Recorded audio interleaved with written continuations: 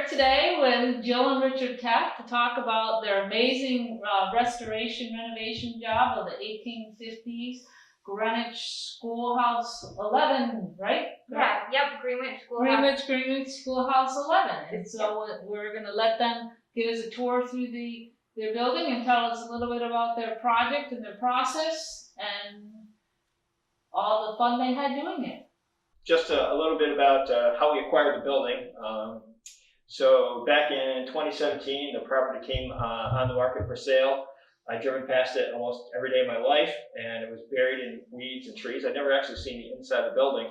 So Jill said, "Did you know the schoolhouse is for sale down the road?" And we said, "Nope." She said, "Well, we need to go look at it." So we did, and we opened the door and thought we couldn't actually get inside the building because it was such disrepair. Thought it would be totally gone, floors all sagged out, nothing left on the inside. We opened the door and said, "This is the doable project. We think we can do this." So we bought it just about 3 years ago to the day. We did. 3 years ago today, we were doing demo. We had a dumpster out front, so it's amazing to kind of be standing here at this point. Yes, it absolutely is. We spent about the first 18 months of the project just doing demo, design, of course, was a big part of that. And Jill, you want to talk about that a little bit? So it's 760 square feet. We're standing in the main brick part of the schoolroom.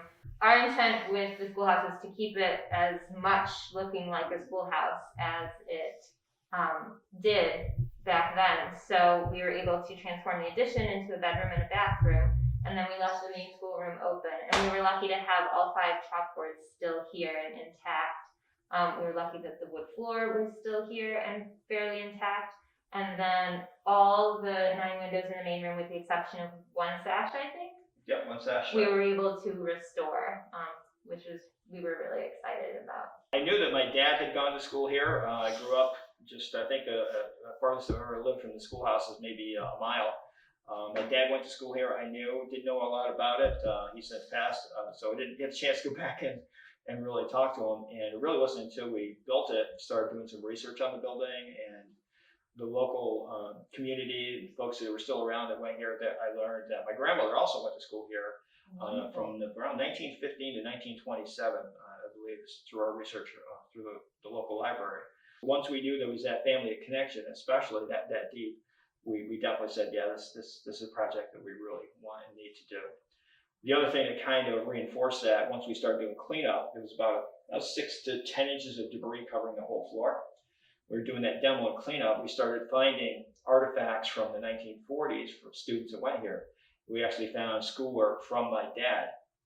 And it was just amazing. It was like, it was speaking to us that, yes, this definitely was something that we really needed to do. Yeah. And we found a lot more stuff than we thought could have ever have survived since it's about 1940s when they closed the school and centralized all the schools around, and it really hadn't been touched since then.